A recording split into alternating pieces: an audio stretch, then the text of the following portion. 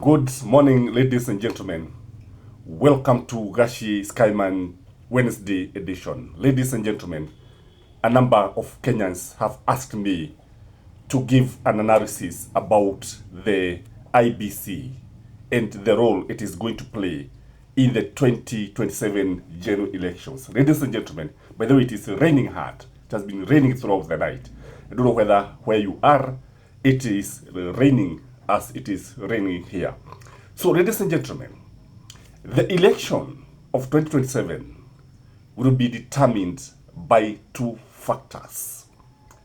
And in this video, I just want to analyze the only two factors that will play a major role in determining who wins the elections.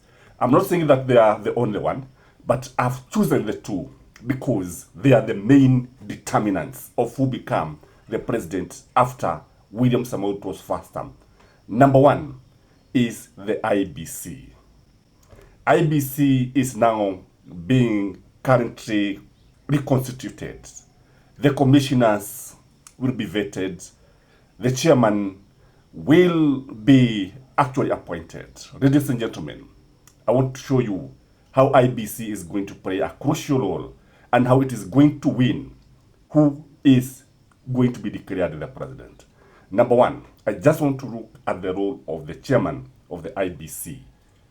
The first role of the IEBC, according to the constitution, is presiding, leading, and ensuring there is transparency in the elections. That role is assigned to the chairman alone. And if he's the one who is going to lead IEBC, it means everybody is answerable to him.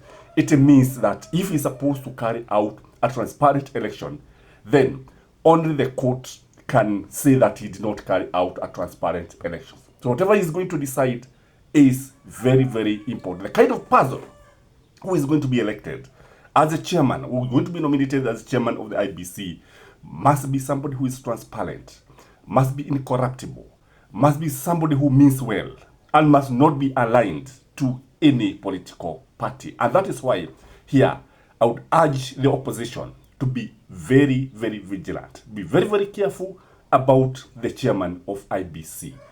Number two, he is a man who bestowed with the responsibility of overseeing the elections. That is the whole elections, ladies and gentlemen. So whatever happens there, it is not the work of the commission to oversee the election. It is the role of the IEBC chairman, including the secretariat. Number three, which is very, very crucial, the IEBC chairman is the one who announces the presidential results. And that is where the secretary is now. If the chairman decides that candidate A has won the election and not candidate B, end of discussion. You can only go to the Supreme Court. It happened in 2013, it happened in 2017, and it happened in 2022. And ladies and gentlemen, what I want to say here, because he's the one who announces presidential election results, this means that he can overrule anybody. This means that he, contrary to what Raila thought, that it is a majority of the commissioners who are going to decide who wins the elections. It is not the case. Contrary to what the Cherera 4 wanted Kenyans to believe, it is not the case. I think Wafula Chebukati, Mugala Muwe na Haki Umpe, William Samoei Ruto knew that he only needed Wafula Chebukati and not the whole commission. Raila Amolo Odinga and Uhuru Muigai Kenyatta thought they just needed the 4 commissioners, because the commission is 7 commissioners, 7 individuals. So 3 against 4, and therefore what matters is now the chairman. The other role of the chairman is supervising electoral process. And this is also where the elephant is. This is where kuna jambo ambalo nafaa kuangaliwa. When you talk about supervising electoral process, we mean registration of voters, boundaries and delimitation process, and any other thing to do with supervision of the process. This is where, again, when it comes to say something like they want electoral materials, and this is the person who is going to supervise where maybe the balloting will be printed, This is a person who actually, when it comes even to tendering, this is a person who is going to supervise the electoral process or the processes. It means that if the process is corruptible, or will be corrupted, it means the results will not be valid. And that is why Maraga David said that the electoral process is as good as the results. So IBC is going to play a crucial role when it comes to the person who will be declared the winner or the person who will become the president. The other thing is that this is a man, that is the chairman now, who is supposed to enforce electoral laws. You know, there are electoral laws that you should be able to do this, you should not be able to do this, including where there are disputes. He's the one who is supposed to manage the dispute. In case there are disputes among political parties, in case there are disputes among issues, this is where IBC comes in. Let me ask you something, and maybe, I don't know whether Ruben Kigame watched my videos. I don't know. I'm going to reach out to him. Ruben Kigame was barred by IBC from contesting the presidency. Many people did not even know that he was supposed to contest. I think the case was taken to court, and I think up to today, the court has never ruled. Why he was barred out, why he was denied that chance, I have never known even today. And Kigame, if you are here, maybe you can let us know why you were denied that chance of vying for the presidency. So you can see the role of the chairman is very, very crucial. So that is why I'm saying there are only two factors that are going to determine who becomes the president. I'm saying it is the chairman, not even the whole commission. The chairman of IBC. The other factor is the youth. I've been telling Kenyans that many youth do not turn out to vote. The turnout for youth, Kenyan voters' youth, is questionable and leaves a lot to be desired.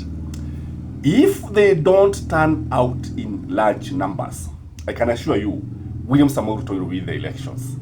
The other factor is that I've always said that the campaign will be won kwa simu. Uchaguzi utashidwa kwa mshidi atashida kwa simu. Because what these guys are doing, they are very good mobilizers through the social media, through the small phones that you see them carry, the smartphones.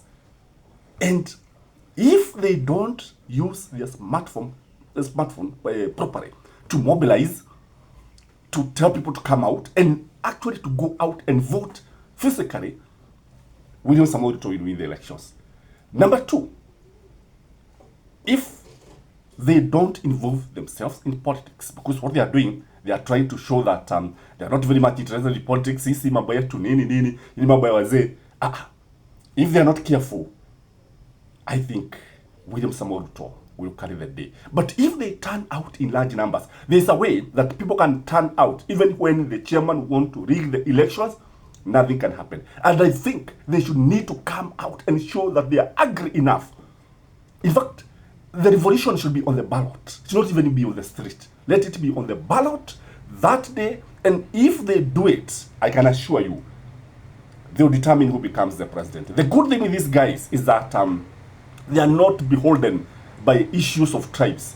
Number two is that they are very much educated. And number three, the fact that they are feeling the pain directly can only make them come out and maybe bring the changes that we need. Otherwise, there is no way we can have a youth population of about 70%, yet they fail to give a president. If they want to give a president, even if they want a president from themselves, they can give us the president. Who will be that president? Who will be that candidate, ladies and gentlemen? Who will be the candidate for the youth? I know one thing. That candidate is not William Samoei Ruto. And you know why I'm saying this. So, ladies and gentlemen, as I told you, it is raining cats and dogs.